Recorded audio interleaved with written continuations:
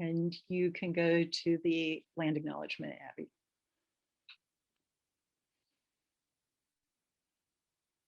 Next slide, I should have said.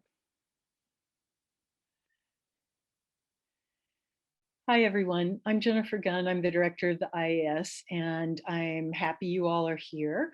And I just want to open by acknowledging that the University of Minnesota is located on traditional, ancestral, and contemporary lands of Indigenous people. And this land acknowledgement is the university. Sorry, thank you. I was reading from my slide.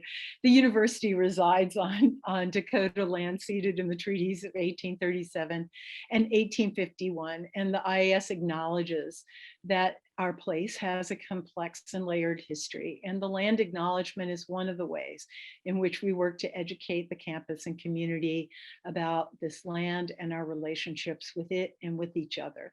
The IAS is committed to ongoing efforts to recognize, support, and advocate for American Indian nations and peoples. Thank you. So today's event, next, you can do the next slide, Abby. Sorry, my PowerPoint isn't working for me to advance it. So you'll hear me saying, do next slide. And yes, if you want to uncheck that on yours.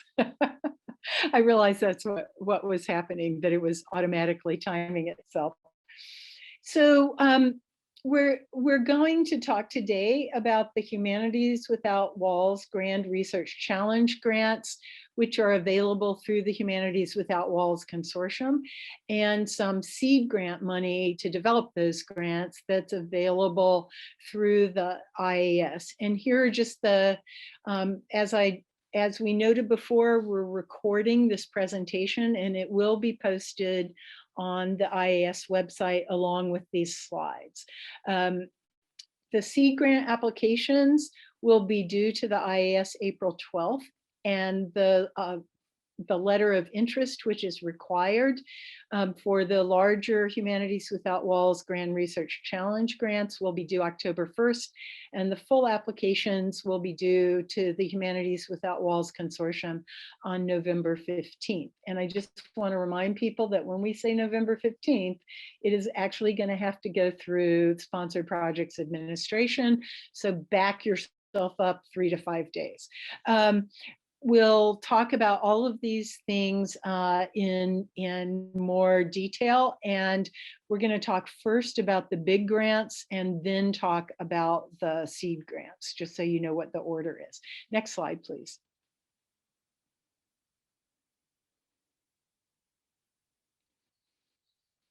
So some of you may know this, but Humanities Without Walls is an Andrew W. Mellon funded consortium of 16 universities, usually through either their Humanities Center or a broader interdisciplinary center like the IAS. And it was founded in 2014, and it has supported 2 rounds of these large interdisciplinary multi-institutional projects in the past, about 40 past projects. There are a couple of common elements. Obviously, they are multi-institutional. They are by design and intent interdisciplinary, and graduate students have been important partners. That is, playing significant roles, not just the organizational scut work kinds of roles in the projects. Most successful projects are both studies in collaborative methods and creative approaches to complex challenges, what this time around they're calling urgent questions. And they showcase the value of the humanities in surprising ways and places. So one of the things I want to emphasize here is that the Humanities Without Walls Consortium is about the humanities. However, it is happy to have non-humanities partners. It wants to be led by the humanities, and it's happy to have non-humanities partners, but there needs to be a humanities component. And they do consider design a humanities. Next slide, please.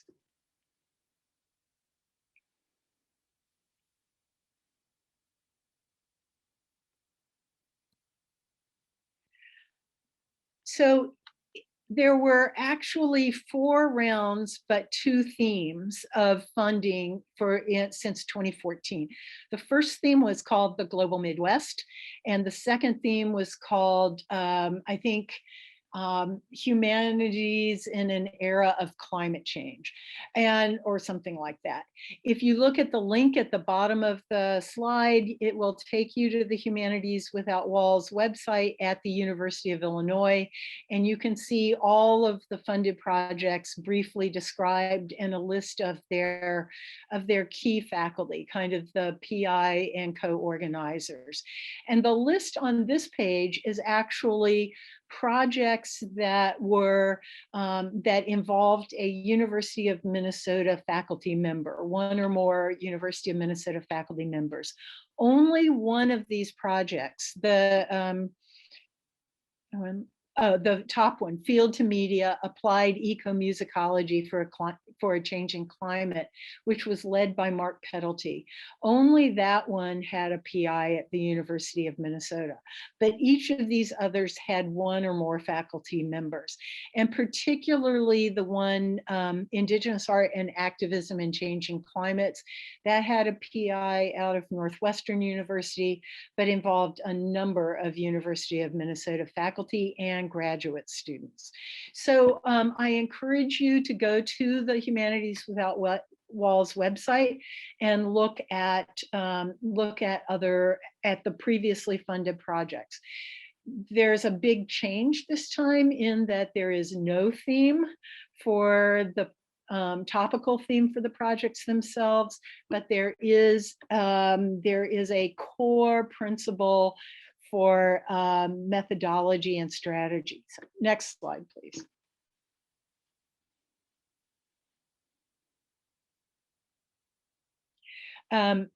So the purpose of this third round of funding is to how the humanities can help address urgent questions, and talking and demonstrating when does humanities research benefit from collaboration, and what forms and practices can the humanities take when the work moves beyond individual scholars and monographs. And then here's the key difference. The desire for this round is that all of the projects demonstrate reciprocity and redistribution in their methods and their strategies and their practices. So there's not a common theme like climate change or global Midwest, but instead a wide open topical theme as seen in terms of humanities contributions to urgent and critical questions, but that the methodology and practices of the project demonstrate reciprocity and redistribution. Okay, next slide.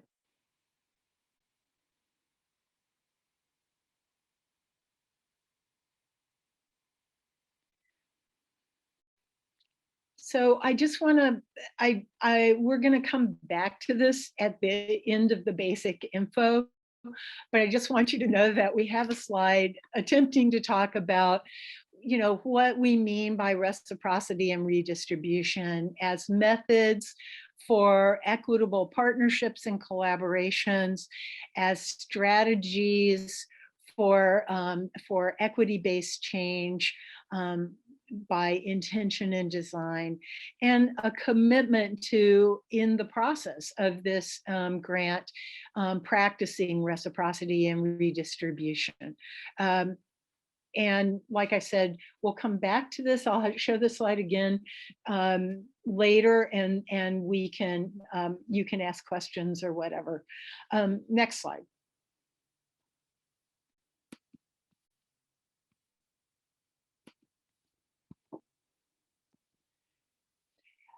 So what is an Humanities Without Walls project if it isn't defined by a topical, you know, a narrow topical theme? So it is a compelling research question which is developed collaboratively, and that you really need an interdisciplinary group of faculty, grad students, and or community partners to fully develop. It uses reciprocal and redistributive strategies. And so think in a way about how your project can be a model of doing collaborative and equity-based work in the humanities. There are clear, meaningful roles for graduate students, and that part of the process and the project are public facing. Okay, next slide.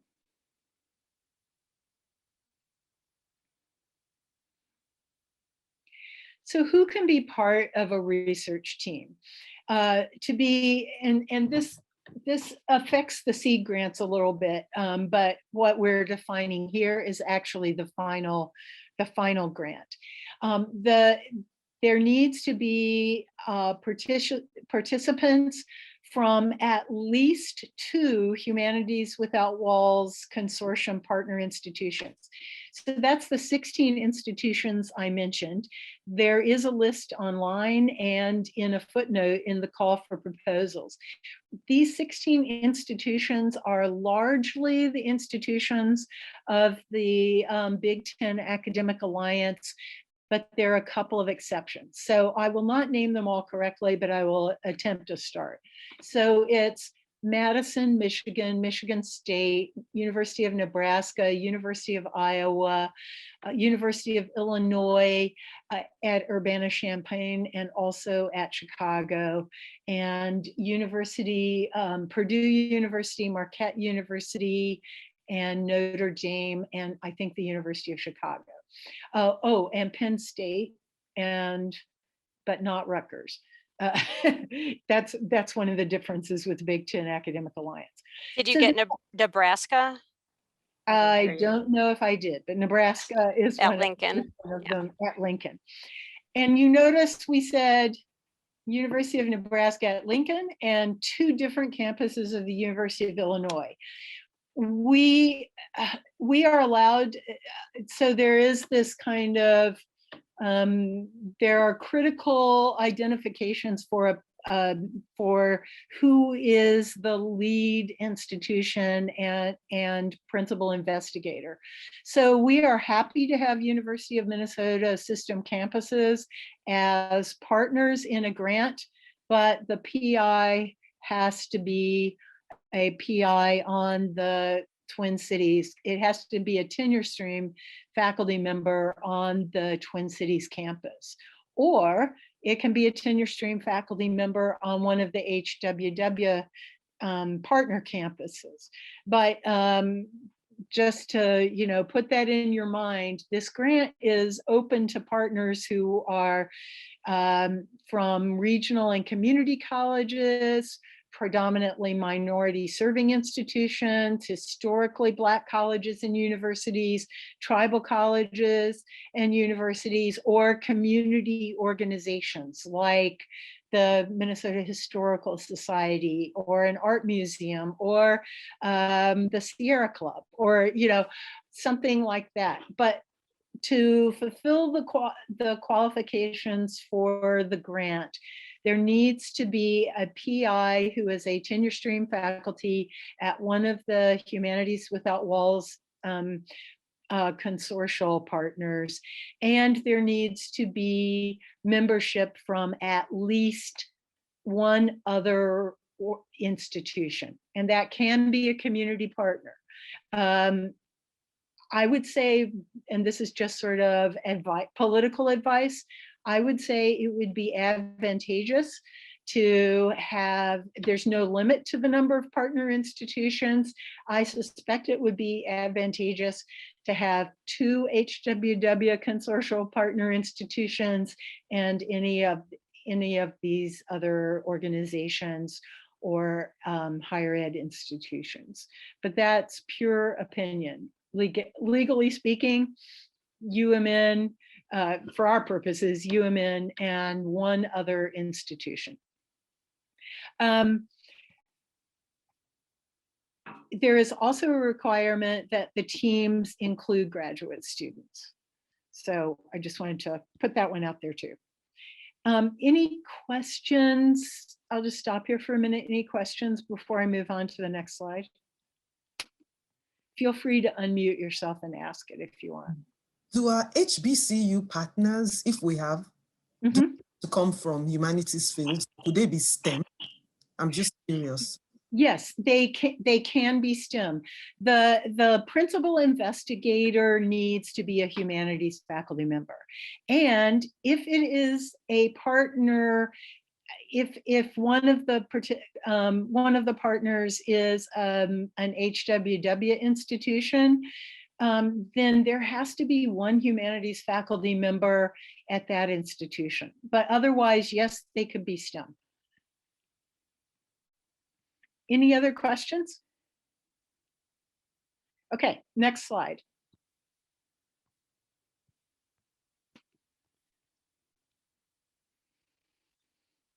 So the request for proposals for both the full grant and the ISC grants are available on the IAS website.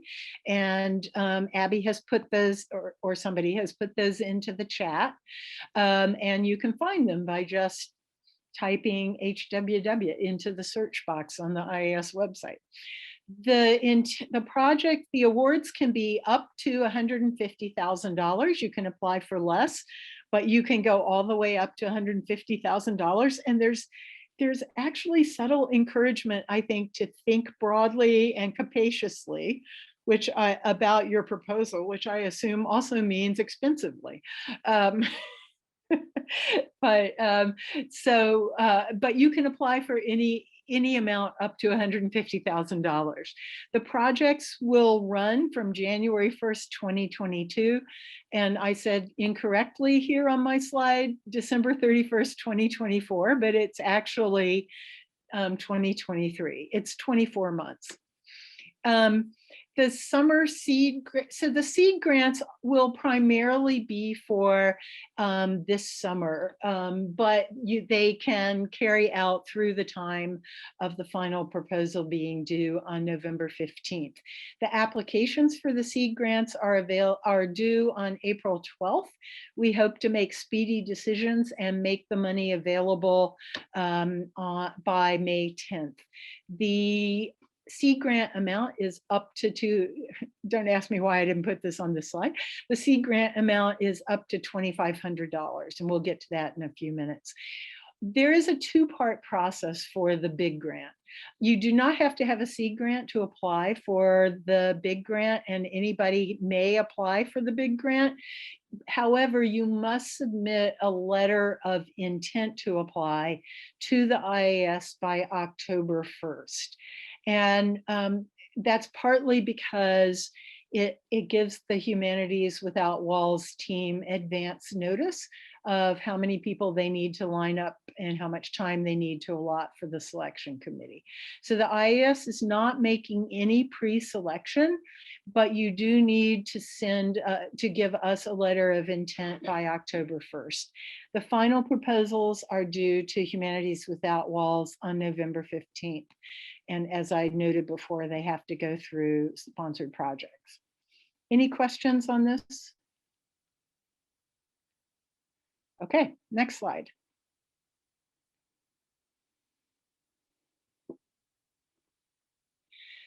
So the full Humanities Without Walls grants, it lists in the call for proposal how to set up your budget and what items can be covered.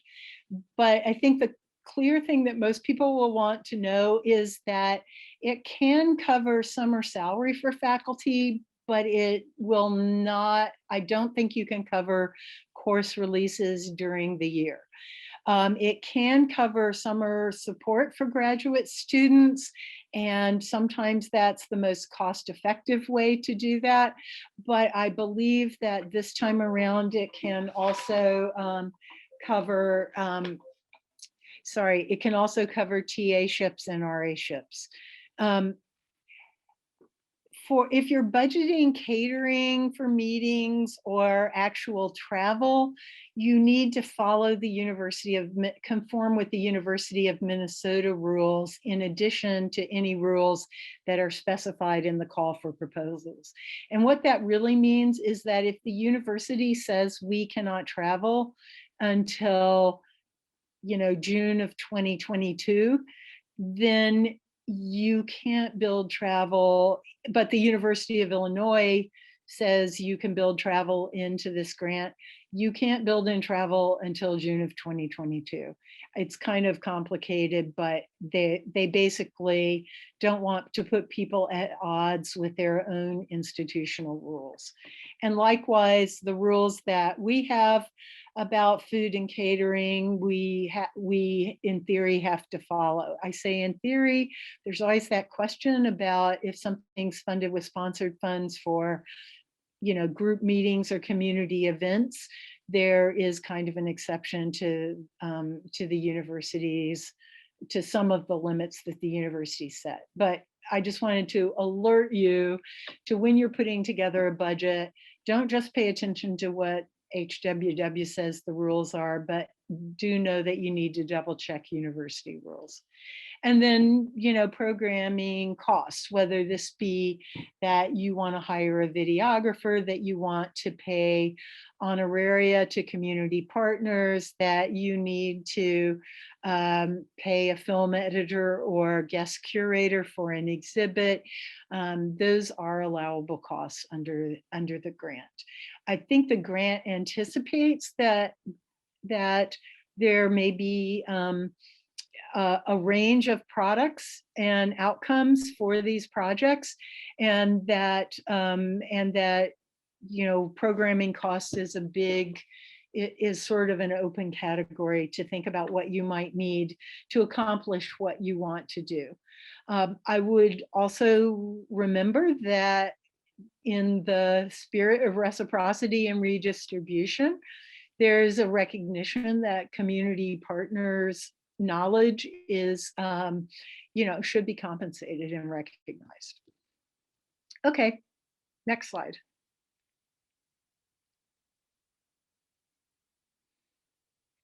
I'm going to let Juliet Burba, who is the IAS grants developer, introduce herself briefly here and talk about how she can help with this process. So Juliet, over to you. Yep. Hi, everybody. So yes, I'm Juliet Burba, grants developer at the IAS. And I can help in different ways. So if you're planning on applying for one of these grants, I can help with brainstorming. I can help do things like navigate SPA, navigate other requirements, and think through those things. So really, I hope you'll contact me if you're thinking about it. I'm happy to get involved in whatever way would be helpful for you to make this happen. All right, Jennifer, back to you. Okay.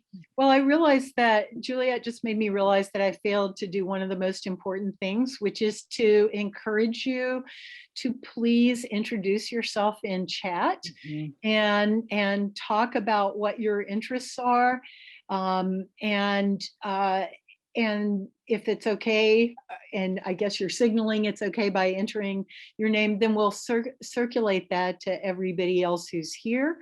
And we'll also use that as a basis for trying to build some, now I'm jumping to the bottom button on the slide, trying to build some potential meet and greet events across Humanities Without Walls institutions. So we've already been talking with the University of Iowa and the University of Illinois about maybe having a couple of sessions where we collect information on projects that that people on our campus are interested in, and topics, and then we set up virtual meetings so that you can meet potential partners or people with maybe overlapping overlapping interests at other institutions.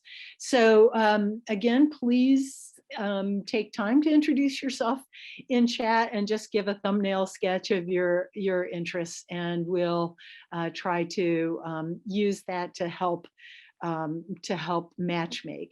And that's the other part, I think, of what the IAS in particular can offer with Juliet and others of us, and you're welcome to come talk to any of us, is trying to help matchmake from the work that we know is going on campus or in the community with other partners, with people who were interested in the Mellon Just Futures activities and may have either submitted proposals or indicated projects that they were working on.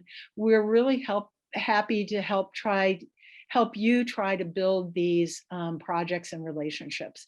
And one of the things that I think happened with some of the other rounds of funding is there wasn't as much lead time as to do that relationship building as there is this time. So feel free to be building new projects and new relationships, but old projects and old relationships or working with people that you've already worked with before is perfectly fine. But if we can help, just let us know. One of the things that was done this time was the Humanities Without Walls Consortium offered 4 workshops with Bill Hart-Davidson, who's the Associate Dean for Research and Graduate Education in the Arts and Sciences at Michigan State University. These were 1-hour workshops, and the videos of the basic workshops are available online. Further down, I'm going to show you a couple of grids he uses and suggests that people use to think about how you build a project, how you find your question, and how you build a collaborative project. But in fact, in these 4 videos, he offers some other suggestions and useful models and sort of flow charts and visualizations for thinking about how to do that. So I encourage you to check them out. I also encourage you to look at the past projects on the Humanities Without Walls website. Ask us for help and anybody else you need in shaping a project and finding partners. We will get to Bill's grid in just a minute. And please do let us know, and this applies to people who might be watching this presentation on video as well as those here today in the Zoom room. Please do let us know if you're interested in potential meet and greets with other institutions and what your general areas of interest are. Okay, next slide.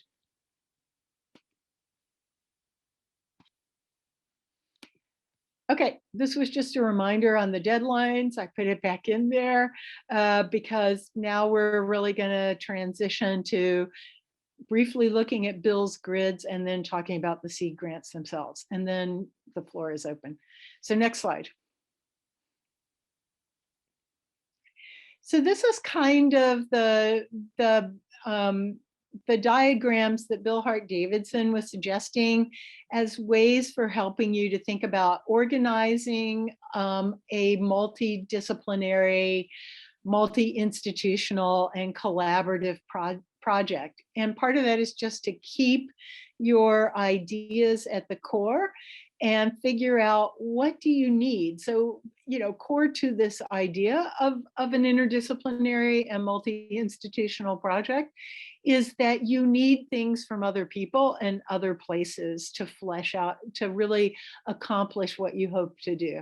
So this is basically how you think about needs and opportunities, activities and outcomes. And I believe these very grids are actually part of the appendix or in the call for proposals itself. There's also in the call for proposals, which is available on the linked to from the IAS website, there are also the links to the previous projects, to the videos, etc. And then, and 2 model projects. And one of the model projects is in fact Mark Peddlety's sound and ecomusicology project. So you can find that.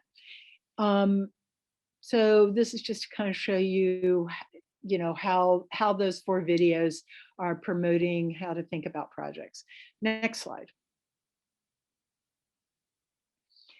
And this is a grid, a sort of logic map in a way for how to think about creating your proposal and all the parts of the proposal that you're going to be asked about. So what are your key questions? Why is this an important question? What are your methods and approach? And that's going to be especially critical in this proposal because of that focus on redistribution and reciprocity as methods and practices. And then who is your team? And what do they bring to the table?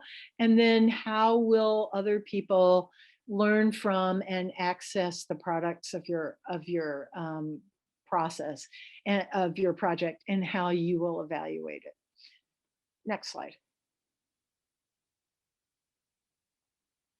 Okay, seed grants. The IAS is offering probably about 4 seed grants of up to $2,500. The funds will be available May 10th. And so the seed grants, because we cannot travel until June 30th, the seed grants can in theory cover travel, but only if you're planning it after June 30th.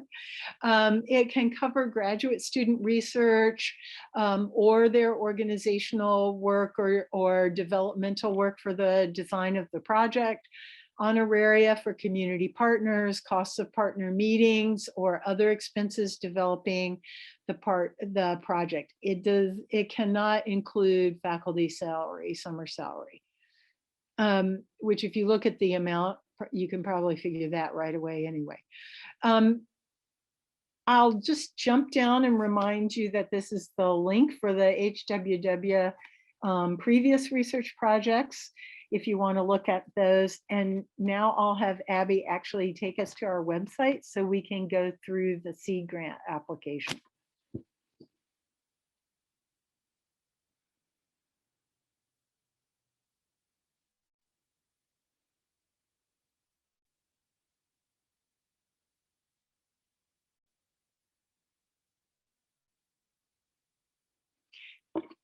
Thanks. I clearly haven't mastered excellent hyperlinking skills in my PowerPoint. So thank you, Abby. All right, and we can just scroll down, Abby, until we get to this below the info session. Okay, seed grants, timeline, and then proposal requirements. So yeah. Okay, so I told you what the timeline is, due April 12th, money will be available May 10th. So to apply for the seed grant, which is created as a Google form. So let me just remind you that Google Forms have a critical liability in that they don't allow you to enter data, to save and come back very easily. In fact, not at all. So to apply for the seed grant, you want to look at these things ahead of time and know what you're going to need to put in. And we are going to have you attach it as an upload so that it's easier for you to upload your actual proposal. You are going to need your name, your email address, your department and college, and your position, and a list of proposed partners. That doesn't mean they've all agreed or anything like that, but who you are realistically thinking about as proposed partners, to the extent you have it. More than one person may apply for the seed grant, but at least one person needs to be a tenure stream faculty person. I mean, and apply together on the same form. Okay, we're asking for a maximum 1,000-word project statement. and a 2-page CV for the PI or co-PIs. And you'll just attach these to the Google form as either a Word doc or a PDF. So what we want is a brief description of the project you think you intend to submit for the Grand Challenge grant opportunity in November, and talk about how the seed grant would help you develop your project and methodologies of reciprocity and redistribution, who you think your potential partners are and what you think their roles will be, and then what is your proposed budget for spending the money. And that means you can't just say your proposed budget is $2,500. You need to say you're going to pay a grad student 10 hours a week for 4 weeks at X dollars per hour, or you're going to pay community, 3 community partners, $100 honoraria or something like that. So be as specific as you can. Let us just note that we do understand that this is about developing the idea and developing the project. So we know that none of these things are set in stone, but we want to do the best we can to fund projects that seem doable and accomplishable as proposals in the amount of time given before November, and support them in meaningful ways. And then, as I said, just be prepared to fill in the basic information about who and contact information before you hit the Google form, and then also be ready to upload your project document when you open the Google form. I think we made this due at noon on April 12th, did we? I can't remember. Yeah, at noon. The reason we say noon is because if something goes wrong, especially with a Google form, you have no reason to panic, because we will help you fix it before the end of the day. So noon is the counter panic fail-safe method. Okay, questions about any of this? Do you want to scroll back so all the proposal requirements are visible? Abby, thanks. Anybody have questions? Wow, you guys are good. I have a question. Okay. Hi, Karen Mary. Nice to see you. Hi, Jennifer. I guess I'll be bold and let myself be recorded. I'm wearing gym clothes. I have a question about grad students and using that seed money, and even using the larger grant for grad students. Now, this might be because I just don't have grad students as part of my department, so I just don't know how you make this work. But every time I've hired grad students, I'm told, you're paying this much for their tuition and this much for their fringe, and like it's a set amount. Like I have no control over that number. Obviously, $2,500 wouldn't meet the university's, hiring a grad student in the summer. Is it a different kind of hire that I don't understand? I am going to let Susanna answer this question. Susanna? Yeah. Fringe rates for graduate students, particularly those who are not ABD with 24 thesis credits, the fringe rates are really high because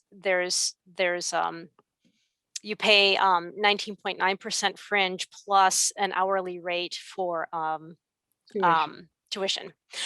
So for graduate students, for ABD students during the year, the tuition cost is almost $20 an hour less. In the summer, there's no tuition charge at all, so it is less expensive. But it is true, if you wanted to hire somebody even for just 10 hours a week for the entire summer, it's going to cost you more than $2,500.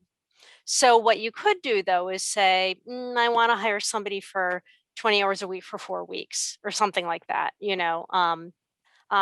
And we acknowledge that 2,500 is not going to get you very far. We don't have a big pool of seed funding to draw on to begin with. So And so ultimately, the bottom line, Karen Mary, is that the only way you can control that number is by controlling the number of hours, which is a pain, but you are allowed to hire them on an hourly basis in the summer. And that's why, so I borrowed, I should have credited my colleague Teresa Mangum at University of Iowa for providing the core of some of these slides, most of these slides. And Iowa is framing their seed money as only available for summer. We're saying you can spend it up until the day the application is due, but do be aware that if you're building in graduate student hourly time after the beginning of the semester, it will get charged that much, much higher tuition rate.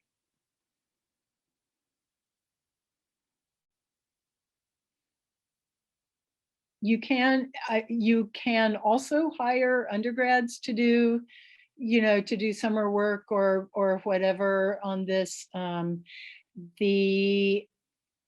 And you can hire undergrads as part of your final proposal. But the emphasis on graduate students as part of the final team is that seeing graduate education and preparing students for careers in the humanities, whatever those careers might look like, is an important part of part of the goals of the consortium and the projects.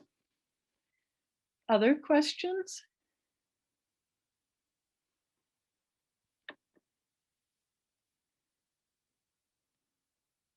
Okay, well, that was pretty easy.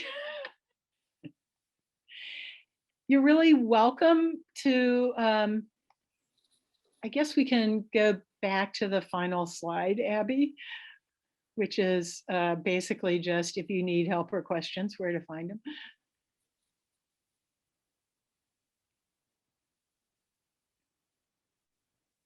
One more, I think. Yeah. And you can write to any of us individually, Juliet Burba, Jennifer Gunn, Susanna Smith, Abby Travis. Abby gets the email at ias.umn.edu. So you can write us individually, or if you just write ias.umn.edu, Abby will get it to the right person. And yeah, we're happy. I think that for a variety of historical reasons, we have not submitted University of Minnesota led, very many University of Minnesota led grant proposals to the HWW funding in previous rounds. And so I really, really hope that we will generate a lot more projects this round. And there is supposed to be, I should also tell you all this, will be a second round in the fall of 2021, applications in the fall of 2022 for two more years, I believe. There may or may not be seed money available for that year. But the intention is that there will be one more round of funding offered a year after this. So I do, for the same amount, $150,000. So I do just want to put that on your radar. But I would say it's probably a great idea to apply this round, and then if there is a spin-off project, you could apply, or parts of your team could apply for that possibly in the second round. So we just want to encourage everybody to apply, and we're happy to help facilitate that however we might be able to. Any final questions? We might actually regain a half an hour in our lives unexpectedly. Okay, well, Abby, you can turn the slides off then. Thanks.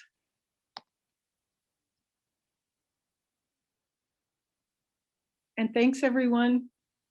it's nice to see those of you whom we have seen and to Thank you. to see you in the participants list.